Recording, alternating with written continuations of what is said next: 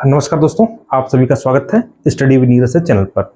दोस्तों, जैसा कि आपको पता है कि एजीटीए का एग्ज़ाम जो है आपका जनवरी फरवरी तक हो जाएगा। आप पढ़ते रहिए, मेहनत करते रहिए, क्योंकि कभी भी एग्ज़ाम डेट आपकी आ सकती है। एजीटीए 3446 पदों के लिए ये मेरे बच्चों जो है 111 नंबर वीडियो है। कितना? 111 नंबर।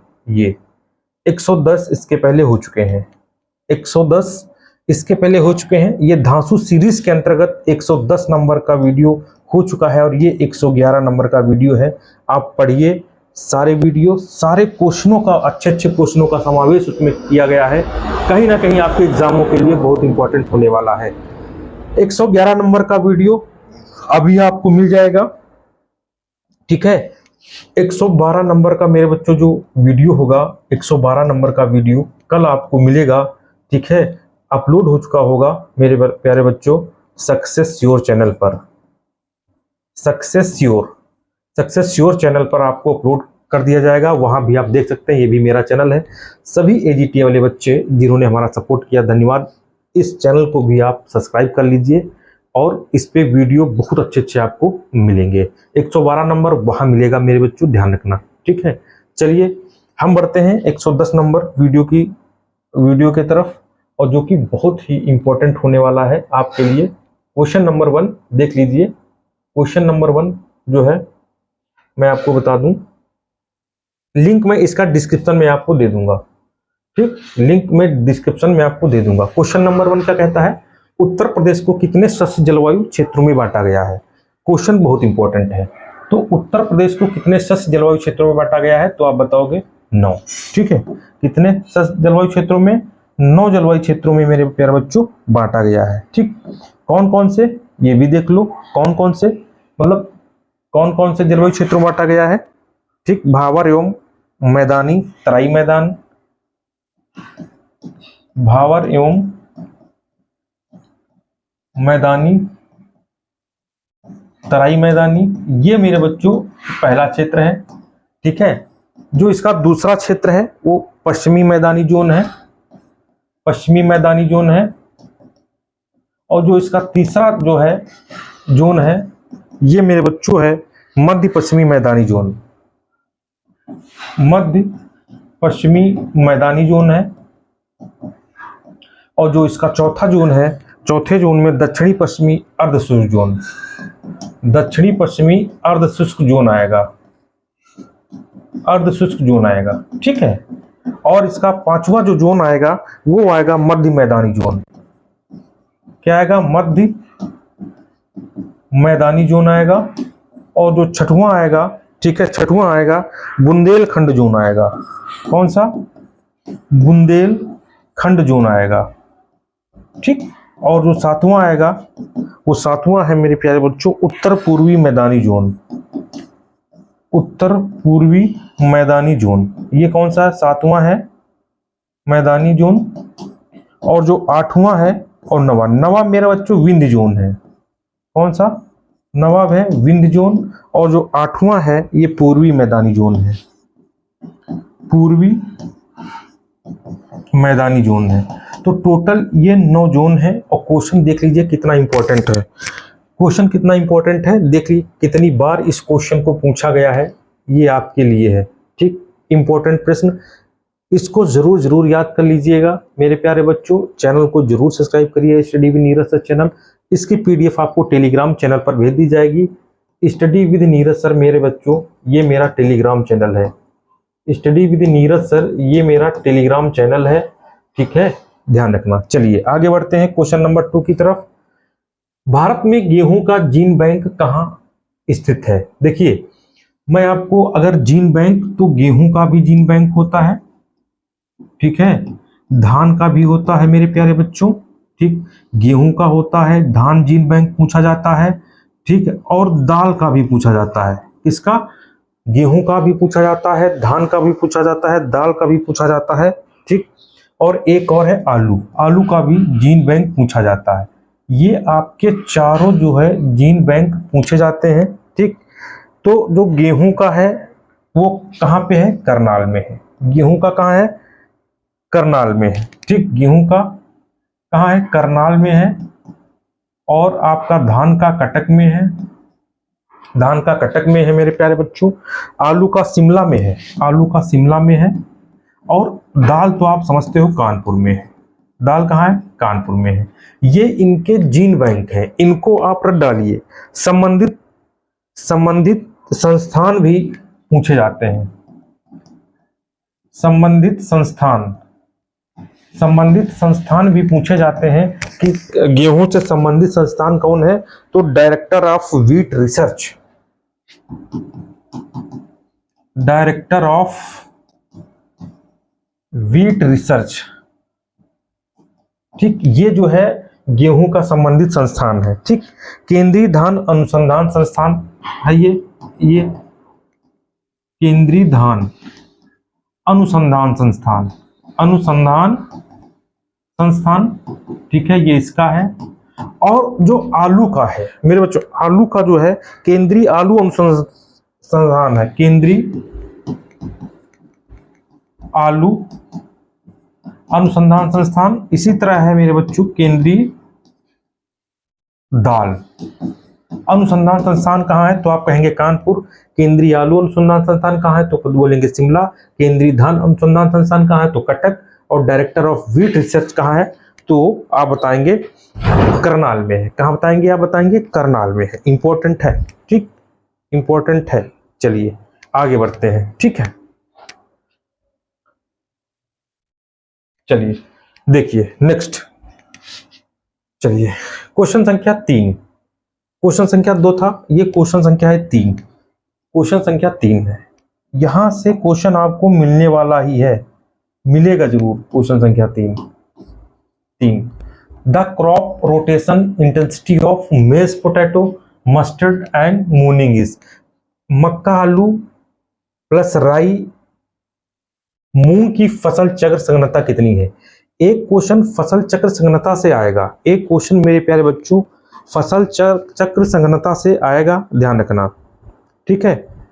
फसल चक्र संघनता से एक क्वेश्चन आपको मिलेगा। और देखो फसल चक्र संघनता का सबसे पहले आपको फार्मूला आना चाहिए, ठीक। तो सबसे पहले आपको फसल चक्र संघनता का फार्मूला आना चाहिए, ठीक ठीक। तो इसका फार्मूला फसलों की संख्या बटे समय या वर्ष, ऊपर रहेगा फसलों की संख्या, नीचे बटे समय वर्ष, ठीक है, गुणे 100। ये इसका फार्मूला है। इसी फार्मूले पर इसको आपको रखना पड़ेगा और आएगा, ठीक। इसका आंसर मेरे बच्चों 300 है, 300% आएगा। अच्छा कैसे निकालते हैं इसको भी आप ध्यान कर लो, ठीक। जो है ध्यान, मक्का इसका क्या है? मक्का, हम अगर मक्के की बात करेंगे, मक्का तो ये बोया जाता है जुलाई में, जुलाई में ना, ठीक है, जुलाई में। और आलू मेरे बच्चों प्लस राई ये बोया जाता है आपका नवंबर में, नवंबर में। बचा क्या? मूंग, मूंग। तो मूंग कब बोई जाती है? तो ये मूंग है मेरे बच्चों जो है ये मार्च में, मार्च में, ठीक, ये मार्च में, ठीक। और ये पूरा समय कितना है? एक वर्ष में सब बोया जाता है, तो एक वर्ष। अब देखो हमने फसलों की संख्या कितनी है? 1 2 3। फसलों की संख्या कितनी है? मक्का आलू राई और मूंग 3 है, तो 3 बटे समय कितना है? 1 वर्ष गुणे 100। तो ये आपका 300% आ जाएगा, ठीक है। इस पे बहुत सारे क्वेश्चन मेरे बच्चों हमने कराए हैं। आप जाइए जो 110 वीडियो पड़े हैं उनमें देखिएगा, मैंने कम से कम 50 क्वेश्चन ऐसे कराए हैं फसल चक्र संघनता के ऊपर, ठीक। चलिए क्वेश्चन नंबर 4, क्वेश्चन नंबर 4 क्या कहता है इसको भी देख लो। क्वेश्चन नंबर 4 कहता है कि फल एवं शाक भाजी डिब्बाबंदी में वायु निष्कासन तापक्रम है, वायु निष्कासन तापक्रम है, ठीक। तो फल एवं शाक भाजी डिब्बाबंदी में वायु निष्कासन तापक्रम जो होता है वो मेरे बच्चों होता है आपका 80 से 82 डिग्री सेल्सियस। कितना? 80 से 82 डिग्री सेल्सियस होता है, वो भी 7 से 10 मिनट तक जो है इसे गर्म करते हैं। कितने? 7 से 10 मिनट तक मेरे बच्चों इसे जो क्या है गर्म करते हैं, ठीक है। तो इसका आंसर आपका हो गया आपका बी वाला। चलिए आगे बढ़ते हैं। क्वेश्चन संख्या 5, देखो क्वेश्चन संख्या 5 बहुत इंपॉर्टेंट है। सही जोड़े मिलाना है आपको। कभी कभी ये होता है मेरे प्यारे बच्चों कि सही सुमेलित, देखो क्वेश्चन सारे आए हुए हैं, क्वेश्चन सारे आए हुए हैं, कभी कभी ये होता है कि सही जोड़ा मिलाना वाला क्वेश्चन अगर हमें एक ही आता होता है तो सही हो जाता है। सही जोड़ा मिलाओ या सही सुमेलित करो, ऐसे क्वेश्चन मेरे बच्चों बहुत जरूरी होते हैं और कभी कभी बहुत सरल क्वेश्चन फंसाते हैं और थोड़ा अच्छे क्वेश्चन होते हैं। ठीक है, तो हमें एक उत्पादन है, एक तरफ जो है फल है। मार्मलेट किससे बनता है? पोपेन, चिप्स, जेली, ये किससे बनते हैं? ये सभी मेरे बच्चों आपको जो है पता होना चाहिए। ठीक है, तो चलिए हम लोग, हाँ क्वेश्चन संख्या 4, ठीक है 4, ये क्वेश्चन संख्या 4 था, एक सेकेंड, ये 4 था, सॉरी ये 5 है, ये 5, ये आपका 5 है। ठीक है 5, देखिए 5 में क्या है? देखिए जो मार्मलेट बनता है वो खट्टे रसदार फलों से बनता है। ठीक है, खट्टे रसदार फलों से बनता है। ठीक, और इसके बाद पोपेन पपीता से बनता है, ये तो पता ही होना चाहिए। चिप्स केला और जेली अमरूद। इसका मतलब डी वाला आंसर आपका राइट है, डी वाला आंसर आपका राइट है। ठीक है, चलिए आगे बढ़ते हैं। 7 नंबर लिखा है अंतरराष्ट्रीय बीज परीक्षण। ठीक है, अंतरराष्ट्रीय बीज परीक्षण संस्थान की स्थापना हुई थी। संस्थान की स्थापना हुई थी 6 नंबर, कहाँ हुई थी, किस सन में हुई थी? तो 1920, 1924, 1932। ठीक है, ये कहाँ पर हुई, किस सन में हुई थी? ठीक है, तो इसका आंसर आपका जो है वो हो जाएगा आपका 1924 में। कहा 1924 ईस्वी में अंतरराष्ट्रीय बीज परीक्षण संस्थान की स्थापना हुई थी। अच्छा, international food policy research institute, एक मेरे बच्चों रिसर्च इंस्टीट्यूट है, international food policy research institute, ये मेरे बच्चों वाशिंगटन डीसी में है। कहा ये है? वाशिंगटन डीसी में है, इतना ध्यान रखना। एक है इंटरनेशनल क्रॉप रिसर्च, दूसरा मेरे बच्चों एक है इंटरनेशनल क्रॉप रिसर्च, और फॉर रिसर्च ध्यान रखना। ठीक है, international crop research institute for the semi arid tropic, institute for the semi arid tropics, ये कहाँ है? तो ये आप बताओगे, ये है आपका पाटन चेरू हैदराबाद में। कहाँ पे है ये? पाटन चेरू हैदराबाद,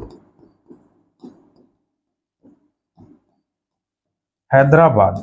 ठीक, जो international crop research institute for the semi arid tropics है, इसकी स्थापना 1972 में की गई थी, 1972 में की गई थी, ये भी आप लोग ध्यान रखना। ठीक, एक और है international rice research institute, international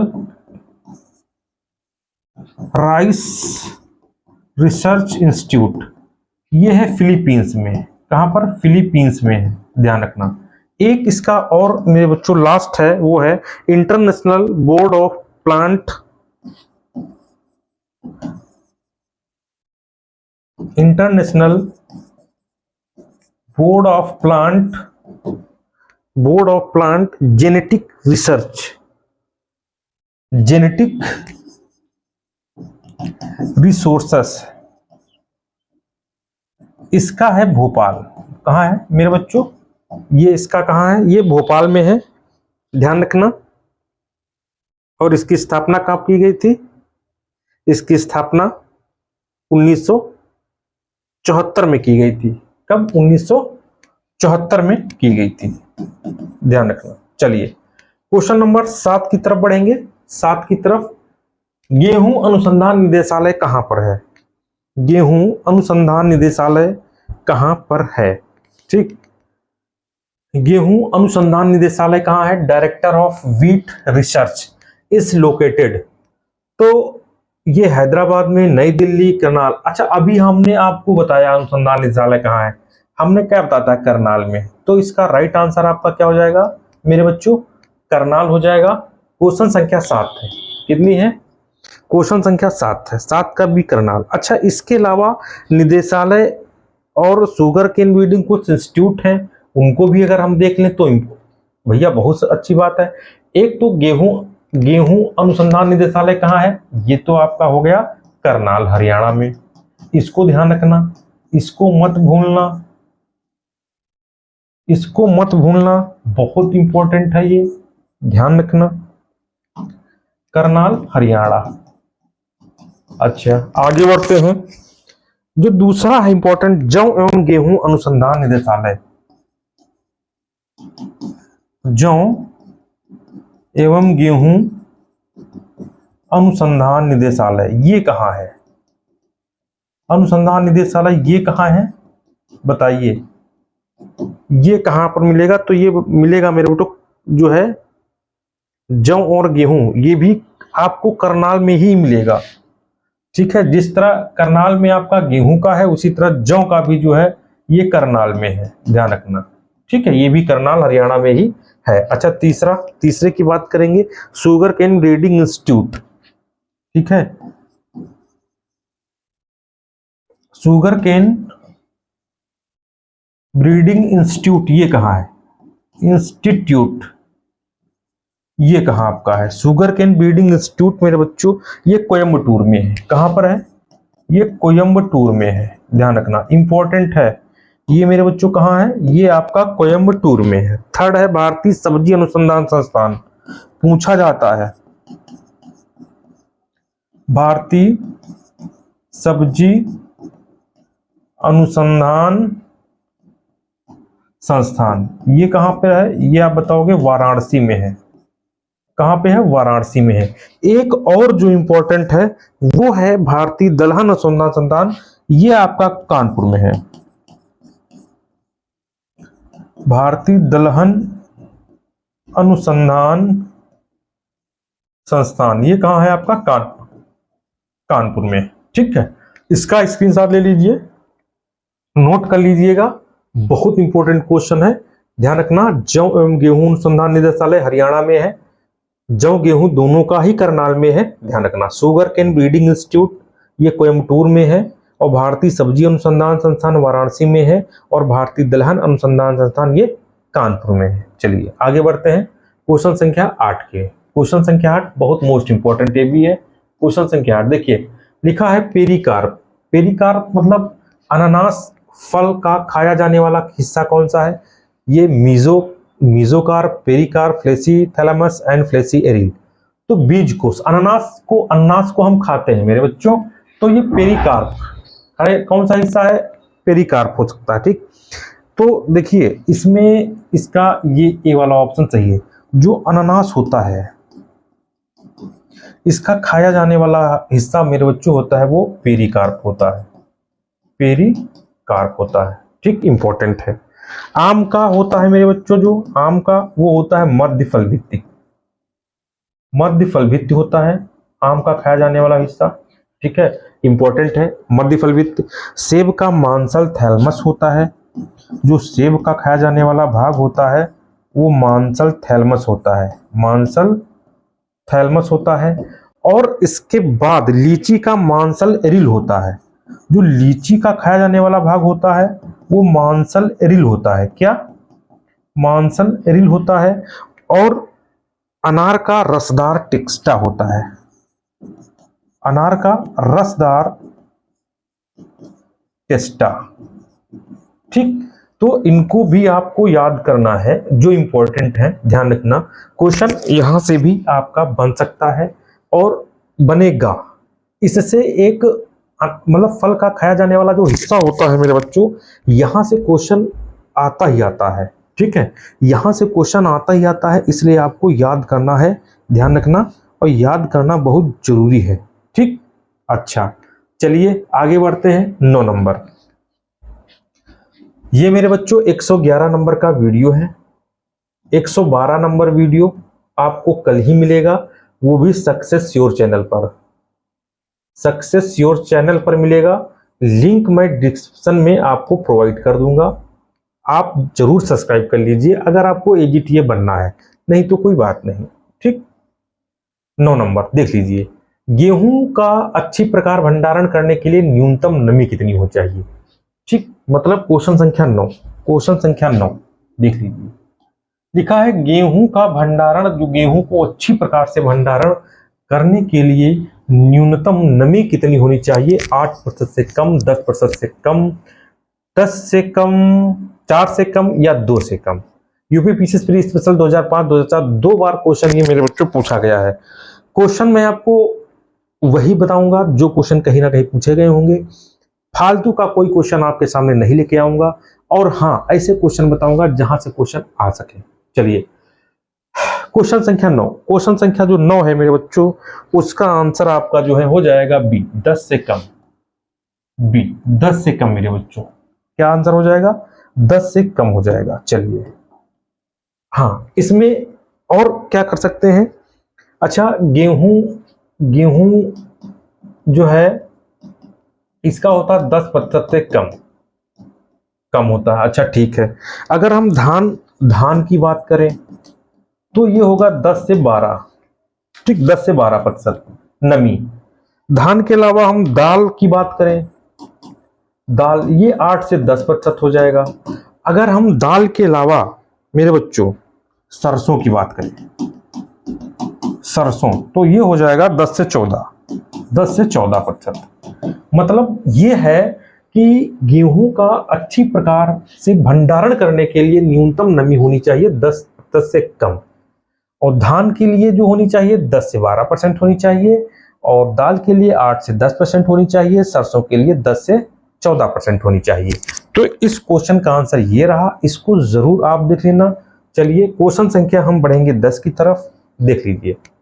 Indian grain storage and research institute कहां स्थित है। 10 नंबर, 10 नंबर कहां स्थित है आप इसको बताएंगे। ठीक, Indian grain storage and research institute IGSRI कहां स्थित है। तो मेरे बच्चों हापुड़ का आप नाम सुने होंगे, हापुड़, इसका राइट आंसर है हापुड़। कहां स्थित है मेरे बच्चों, हापुड़। अब ध्यान रखना ये किस पर्पज से इंपॉर्टेंट है। Hapur jute technological research laboratory कहां है। जूट, एक इसमें लिख लेना, जूट टेक्नोलॉजिकल रिसर्च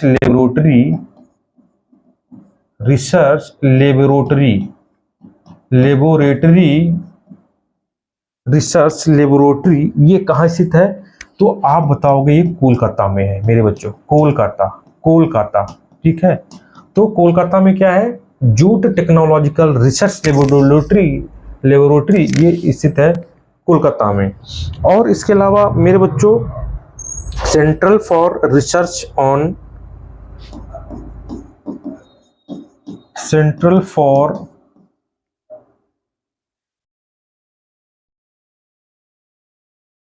एक second, central institute for research on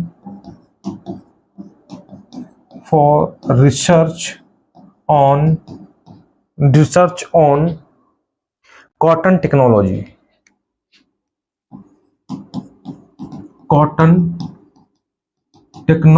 ये कहाँ है।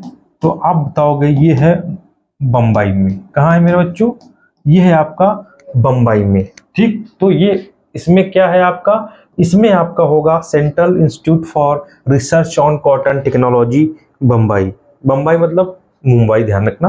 ठीक है, ठीक, आगे बढ़ेंगे। ठीक, Indian institute of sugar cane research, Indian institute of sugar cane research, ये आपका लखनऊ में है। ये कहाँ है, लखनऊ में है, इसको याद कर लेना। तो यहाँ से आपको 4 क्वेश्चन मिलते हैं। Indian grain storage and research institute कहाँ है? हापुड़ में है। Jute technological research laboratory Kolkata में है। Central institute for research on cotton technology Mumbai में है। Indian institute of sugar cane research ये आपका लखनऊ में है। ठीक है, लखनऊ में है। चलिए क्वेश्चन संख्या 11, क्वेश्चन संख्या 11 की तरफ बढ़ेंगे। लिखा है मेरे बच्चों, किस कार्य के लिए किया जाता है रीपर? मेरे बच्चों रीपर का प्रयोग किस कार्य के लिए किया जाता है? तो जो फसल की कटाई होती है, कटिंग क्रॉप्स, ठीक, तो रीपर का इस्तेमाल मेरे बच्चों कटिंग क्रॉप्स के लिए किया जाता है, फसल की कटाई के लिए किया जाता है। अच्छा, कटाई के लिए और क्या क्या जो है इंस्ट्रूमेंट की आवश्यकता पड़ती है? ठीक, कटाई के अन्य अंत हंसिया या दराती या रीपर। अच्छा, जो कटाई है, कटाई के लिए मेरे प्यारे बच्चों, ठीक, हम इस्तेमाल करेंगे हंसिया,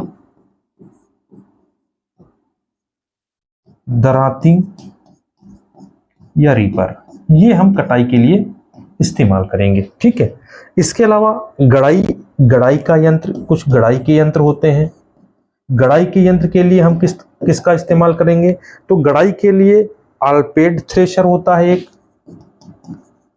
आल्पेड थ्रेशर, और गड़ाई के लिए एक और यंत्र होता है जिसे हम बोलते हैं पावर थ्रेशर। क्या बोलते हैं? पावर थ्रेशर बोलते हैं। ठीक है, ये भी सही है। अच्छा, एक और होता है, बुआई के लिए भी कुछ यंत्रों का प्रयोग करते हैं। ठीक, वो कौन से यंत्र होते हैं? ठीक, वो कौन से यंत्र होते हैं? वो यंत्र होते हैं देसी हल, कल्टीवेटर। बुआई के लिए आपको देसी हल, कल्टीवेटर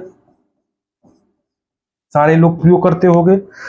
डिबलट, सीड ड्रिल, एक होती है डिबलट, एक होती है सीड ड्रिल। ठीक, सीड ड्रिल जानते होंगे। एक होता है प्लांटर, एक क्या होता होगा मेरे प्लांटर।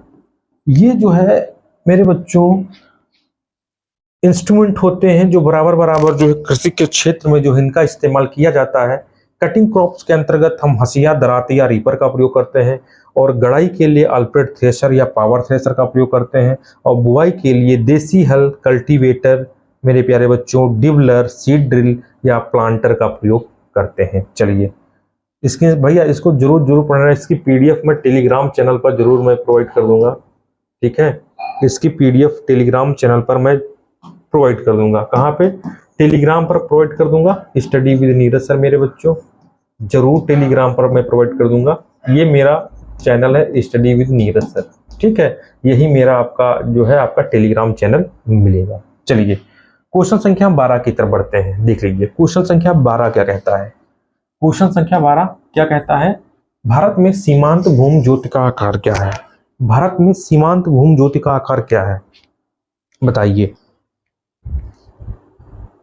ठीक, भारत में सीमांत भूमि ज्योति का आकार क्या है? 2 हेक्टेयर से अधिक, 4 हेक्टेयर, 1 हेक्टेयर से कम या 1 हेक्टेयर से अधिक। ठीक, बहुत इंपॉर्टेंट क्वेश्चन है। ठीक, तो जो 1 हेक्टेयर से कम होते हैं मेरे प्यारे बच्चों, जो 1 हेक्टेयर से कम होते हैं, ठीक है, 1 हेक्टेयर से जो कम होते हैं वो होते हैं मेरे बच्चों सीमांत भूमि ज्योति वाले, सीमांत भूमि ज्योति वाले होते हैं। अच्छा, इसमें और भी बांटा गया है। अगर हम बात करें सीमांत वाले, तो सीमांत वाले आएंगे 1 हेक्टेयर से कम वाले, ध्यान रखना। ठीक, कम वाले आएंगे। और लघु में 2 से 4 हेक्टेयर वाले आएंगे, लघु में 2 से 4 हेक्टेयर वाले आएंगे। ठीक है, अगर हम बात करें मेरे प्यारे बच्चों अर्ध मध्यम में, अर्ध मध्यम में, तो अर्ध मध्यम में जो आएंगे वो आएंगे 2 से 4 हेक्टेयर वाले। ठीक, ये भी 2 से 4 हेक्टेयर वाले ये इसी अर्ध मध्यम में भी आएंगे। ठीक है, ध्यान रखना। अर्ध मध्यम के बाद मध्यम वाले भी, मध्यम में कौन आएंगे? मध्यम जोत वाले में कौन आएंगे? 4 से 10 हेक्टेयर, 4 से 10 हेक्टेयर वाले आएंगे। और जो बड़ी जोत होती है, बड़ी जोत आकार, ठीक है, तो उसमें जो आएंगे वो 10 हेक्टेयर से अधिक आएंगे, 10 हेक्टेयर से मेरे बच्चों अधिक आएंगे। तो ये आप ध्यान रखना, क्वेश्चन आसान है, पूछ लिया जाता है। ठीक, भारत में सीमांत भूमि जोत का आकार क्या है? 1 हेक्टेयर से कम वालों को हम सीमांत में रखेंगे, लघु में 2 से 4 हेक्टेयर वालों को रखेंगे, अर्ध मध्यम में 2 से 4 हेक्टेयर वालों को रखेंगे और मध्यम में 4 से 10 हेक्टेयर वालों को रखेंगे। बड़ी जोत में 10 हेक्टेयर से अधिक वालों को हम रखेंगे। चलिए 13 नंबर। अच्छा, बुआई है तो जिस बीज का प्रत्येक वर्ष बदलना पड़ता है वो कौन सा बीज होता है? संकर बीज, प्रमाणित बीज, प्रजनक बीज या आधारी बीज? ठीक, तो वो होता है मेरे बच्चों संकर बीज। ये मेरे बच्चों बहुत इंपॉर्टेंट है, ध्यान रखना, बहुत इंपॉर्टेंट है क्वेश्चन। नेक्स्ट क्वेश्चन 14 नंबर देखिए 14 नंबर क्या कहता है? लिखा है आधार बीज के कट्टे पर लगे चिन्ह पत्र का रंग क्या होता है? मतलब प्रजनक बीज के कट्टे पर लगे उसका रंग दूसरा होता है, आधार बीज का मेरे बच्चों आधार बीज के कट्टे पर लगे चिन्हित का रंग दूसरा होता है।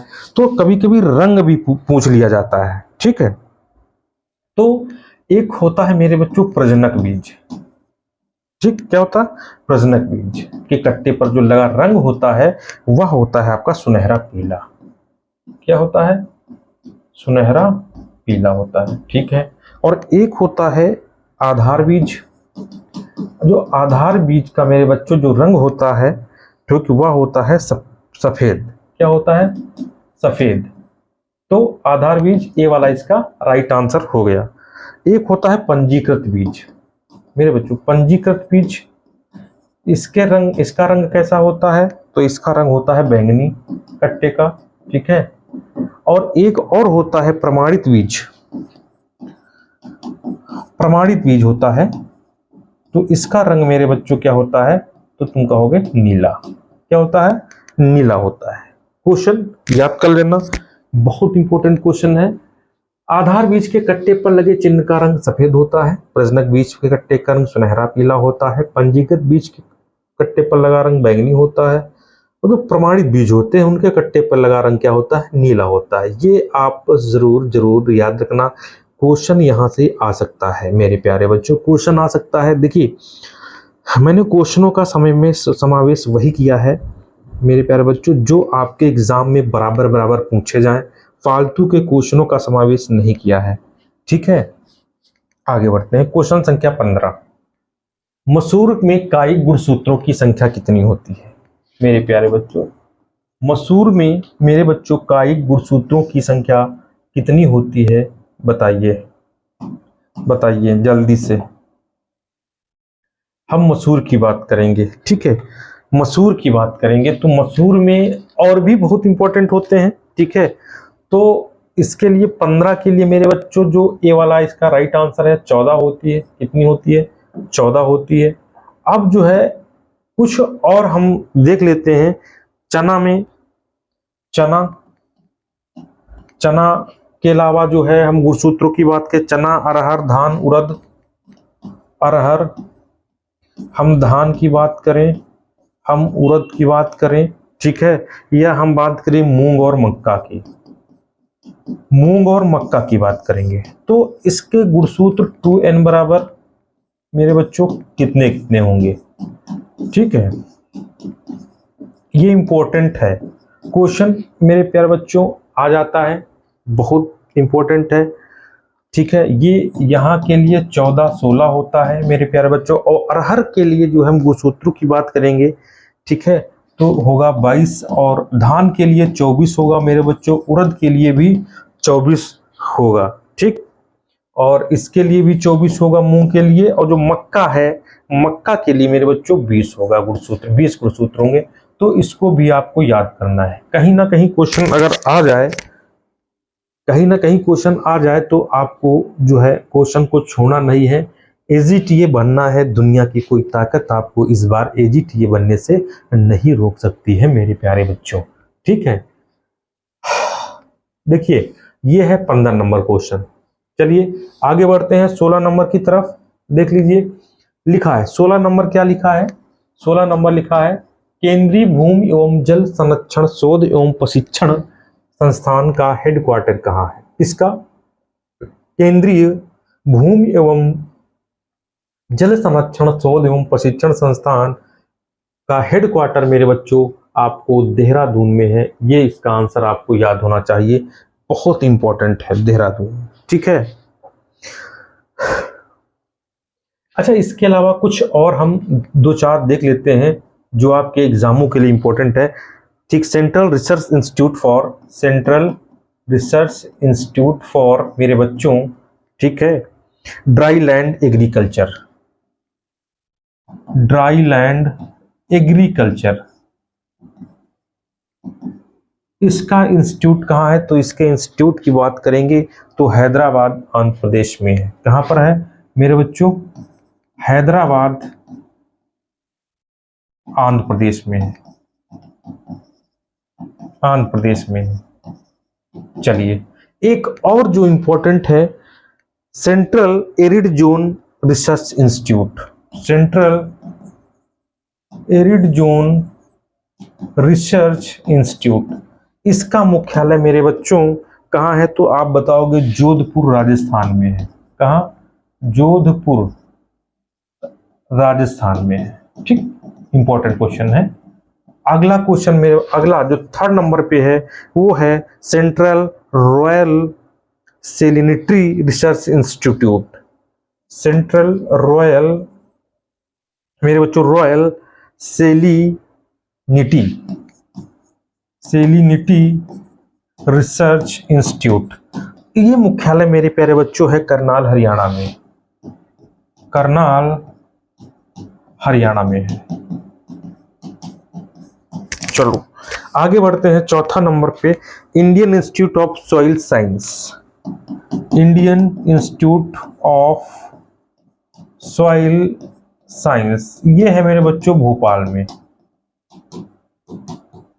कहाँ है? ये है मेरे बच्चों भोपाल में है। चलिए, इसको आप लोग जो है नोट डाउन कर लेना, क्वेश्चन फंसेंगे क्योंकि मैंने बता के रखा है आपको, ठीक है, कि जितने मैं वीडियो कराऊंगा क्वेश्चन आएंगे जरूर वहां से। 17 नंबर देखिए, मृतिका जिसे हम क्ले बोलते हैं, कण का व्यास कितना होता है?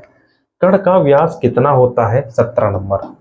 ठीक है, तो इसका आंसर है आपका ए 0.002 mm से कम होता है। अच्छा, मतलब बालू, चिकनी बालू, इनका भी कुछ mm में होता है व्यास, कभी कभी पूछ भी लिया जाता है, तो अगर उनको हम जान ले तो कोई समस्या नहीं होगी। ठीक है, अगर हम देखो अगर क्ले की बात करते हैं तो क्ले में 0.002 mm से कम होता है। ठीक है, ध्यान रखना। अगर सिल्ट की बात करते हैं, सिल्ट की, तो इसका व्यास कितना होगा सब mm में ही, तो 0.05 से मेरे प्यारे बच्चों 0.02 mm होता है।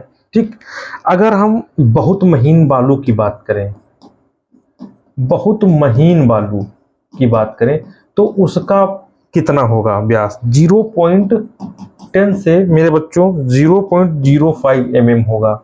ठीक है, अगर हम महीन बालू की बात करें, तो उसका व्यास कितना होगा mm में? ठीक, तो 0.25 से 0.110 mm होगा, ये भी आप लोग ध्यान रखना। अगर मध्यम बालू की बात करें, मध्यम बालू, इसका व्यास कितना होगा?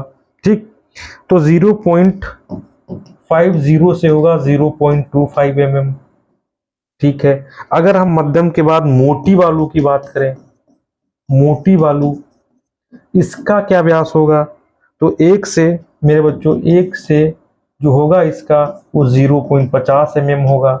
अगर हम बात करें बहुत मोटी बालू का, बहुत मोटी बालू का, ठीक, तो इसका व्यास कितना होगा? तो इसका व्यास होगा 2 से 1 mm। ठीक है, 2 से 1 mm। ये मेरे बच्चों इससे ज्यादा नहीं आएगा, इससे ज्यादा आपका नहीं पूछा जाएगा, ध्यान रखना। ठीक है, ये mm में है सारा। ठीक, इंपॉर्टेंट है, ये कहीं ना कहीं एग्जाम में आया हुआ क्वेश्चन है मेरे प्यारे बच्चों, और आगे एग्जाम में पूछा भी जा सकता है। चलिए हम 18 नंबर की तरफ बढ़ते हैं, देख लीजिए 18 नंबर क्वेश्चन देखिए, और आया कहाँ कहाँ है ये देखिए। ठीक, धान का खैरा रोग किसकी कमी से होता है? ठीक है, तो सबको पता है जिंक जेडन की कमी से धान का खैरा रोग होता है। ठीक मेरे बच्चों, इसमें जो पत्तियां होती है, जब रोग लग जाता है तो इसकी जो पत्तियां होती हैं, पत्तियां, ठीक है, इसकी पत्तियां कत्थई रंग की छिटकवा धब्बे आ जाते हैं। कत्थई रंग की, कत्थई जो इसकी पत्तियां होती हैं मेरे बच्चों, इस पे कत्थई, एक होता है कत्थई,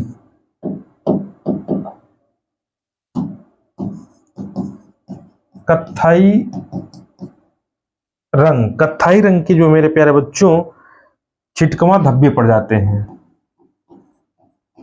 धब्बे पड़ जाते हैं। ठीक है, ध्यान रखना, किसकी? जेडन की कमी से होता है। ठीक, अगर हम इसकी रोकथाम, इस रोग की रोकथाम अगर हम करेंगे तो कैसे करेंगे?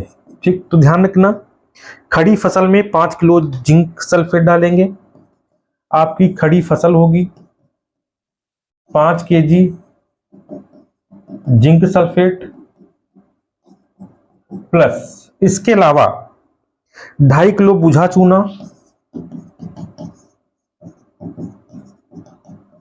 चूना, ठीक, और 2% यूरिया घोल को, 2% यूरिया घोल को 1000 लीटर पानी में घोलकर,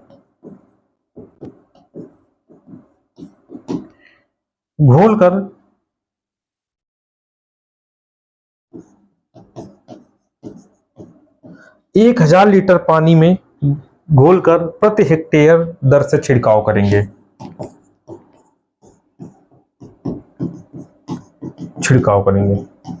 इसको करने के बाद फिर 10 दिन बाद हम छिड़काव कर सकते हैं। ठीक है, ध्यान रखना। ठीक, तो ये आपका जो है 18 नंबर क्वेश्चन है। 19 नंबर क्वेश्चन की तरफ बढ़ेंगे। निम्न में कौन सा किसान खाद है? 19 नंबर सी। तो किसान खाद हम बात करेंगे कैल्शियम अमोनियम नाइट्रेट। अच्छा, इसका सूत्र, बहुत लोगों को सूत्र नहीं पता है कि कैल्शियम अमोनियम नाइट्रेट का सूत्र क्या होता है। ठीक, तो 5 Ca NO3 2 का whole ट्राइस NH4 NO3 into NO3 का इंटू 10H2, ये इसका जो है आपका सूत्र होता है कैल्शियम अमोनियम नाइट्रेट का। चलिए 20 नंबर क्वेश्चन की तरफ बढ़ेंगे। लिखा है प्राइमरी मैक्रो न्यूट्रिएंट कौन सा है? ठीक है, तो ये आपका एनपीके है। क्या है मेरे बच्चों? तो क्या है ये एनपीके है। क्या है? एनपीके है। अब एक चीज मैं आपको और बता दूं, ठीक, फिर मेरे प्यारे बच्चों मैं आपसे बता रहा हूं, ये 111 नंबर का वीडियो है। सभी वीडियो आप पढ़ डालो अगर आपको एजीटीए में सिलेक्शन लेना है। 112 नंबर का वीडियो कल मेरे बच्चों सक्सेस्योर चैनल पर आपको प्रोवाइड कर दिया जाएगा, वहां आप जाके देख लीजिएगा और बेहतरीन क्वेश्चनों का समावेश वहां पर किया जाएगा। ठीक है, तो इसका लिंक मैं डिस्क्रिप्शन में डाल दूंगा। सबसे पहले आप चैनल को सब्सक्राइब करिए। ठीक, सबसे पहले चैनल को सब्सक्राइब करिए, मुंह सूख रहा है। ठीक है, उसके बाद उस वीडियो को देखिए, वहां पर इतने अच्छे वीडियो पड़ेंगे मेरे बच्चों जो सीधे आपको सिलेक्शन दिलाएं। इसके बाद अगर मेरे प्यारे बच्चों मैं आपको और बता दूं, अगर मेरे प्यारे बच्चों आप रामबाण नोट्स लेना चाहते हैं, रामबाण नोट्स, तो आपको 95 599 40 590 पे आप कॉल करिए या 7379823368 पर आप कॉल करके इंक्वायरी कर सकते हैं। ठीक, बाकी इसकी पीडीएफ टेलीग्राम चैनल पर भेज दी जाएगी। आप टेलीग्राम चैनल से जरूर जुड़िए। Study with Neeraj sir Telegram channel है। क्या sir? Study with Neeraj sir, ये मेरा टेलीग्राम चैनल है, यहां से आप जरूर जुड़िए। सारी जानकारी यहां पर आपको प्रोवाइड कर दी जाती है। दोस्तों फिर मिलेंगे, तब तक के लिए नमस्कार, धन्यवाद।